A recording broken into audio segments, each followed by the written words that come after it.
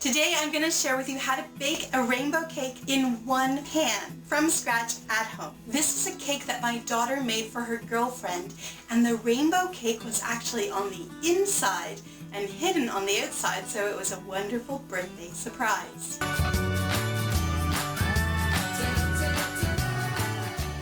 Hi, I'm Amanda Gulik from CleverDoughCakes.com, and if you love baking and decorating cakes as much as I do, and you'd love to get some yummy recipes and some fun cake decorating ideas, then make sure you subscribe and hit that notification bell so that YouTube will let you know as soon as my next video is ready for you to enjoy. Alright, if you're ready to make a rainbow cake in just one pan, then let me know by giving me a like, a thumbs up, and if you've actually made a rainbow cake before, let me know in the comments below. I would love to see your creations, and if you've never tried to make one yet, go ahead and leave me a comment anyway and let me know what kind of rainbow cake you would really like to make the most. So my daughter had a lot of fun making this cake for her girlfriend. It was a birthday surprise. Now, you have to understand that her girlfriend was away at university, so she had no idea that my daughter was going to show up and surprise her with this birthday cake.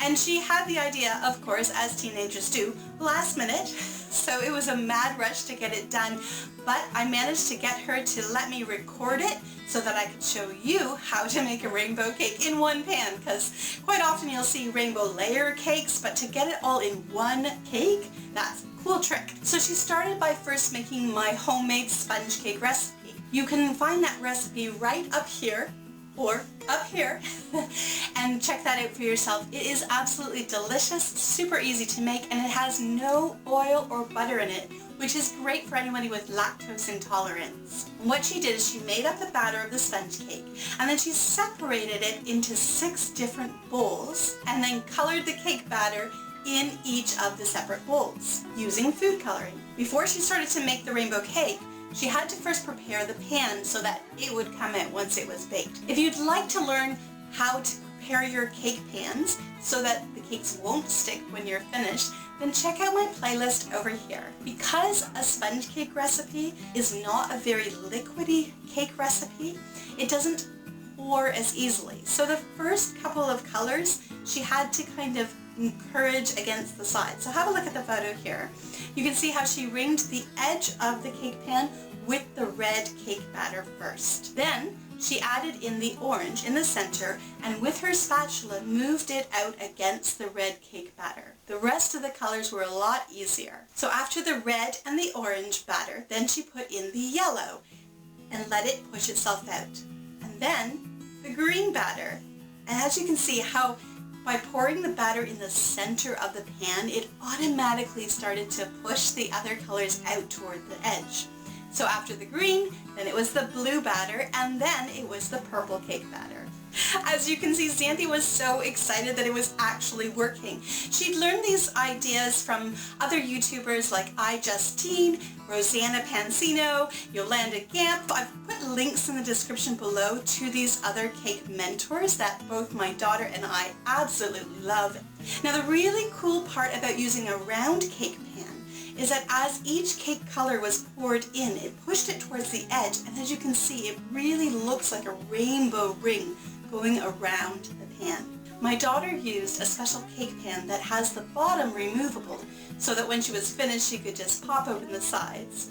But you can use any kind of a pan, and like I said, just have a look at that playlist with different ideas and ways to prepare your pans and other cake decorating tips.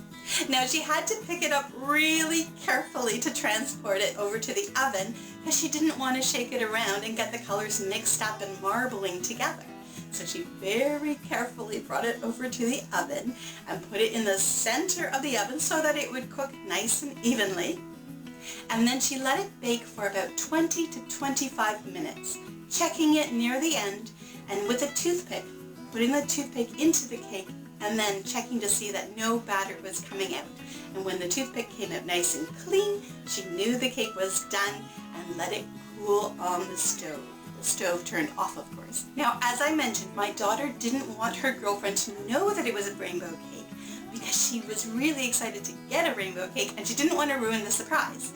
So the rainbow was in the cake itself, and therefore she wanted to ice the outside of the cake very neutral color, something unnoticeable that wouldn't let the colors show through. So she used my mocha buttercream icing recipe. You can get the recipe right over here. It's delicious, it's super easy, and it just brings out the flavor of the sponge cake so well. Now, to make the cake extra special for her girlfriend's birthday, my daughter and her girlfriend have a special message that they share from each other that they got inspired by from the Disney movie Tangled. And so she wrote that on top, again, to distract her girlfriend from even thinking that there might be a rainbow cake hidden inside. As well as, of course, a couple of hearts to show her love for her girlfriend. She was so happy to see how the cake had turned out and couldn't wait to drive off and bring it to her girlfriend, which she did. A couple of my daughter's girlfriends, friends from university, were in on the surprise, so they made sure that her girlfriend was at their place. My daughter showed up and they hid her and they started singing happy birthday. So first she was surprised that her girlfriend was there, and then she was surprised when she cut the cake open that there was a rainbow inside. If you want to learn other ways to put hidden treasures inside your cakes, take a look at this really cool soccer ball cake that I made for my wife. Make sure you check out the sponge cake recipe video that I made for you and the mocha buttercream recipe. And if you'd like to know how to make homemade fondant that tastes delicious and is way less expensive than a store-bought fondant, then make sure you head over to cleverdoughcakes.com. I'll leave the link in the description below and you can print that recipe off for free. If you'd like to see some more fun adventures that Xanthi has been up to, then check out her new YouTube channel. You can check it out over here. And you can subscribe to her channel as well so that you'll know the minute her next videos come out. See you soon!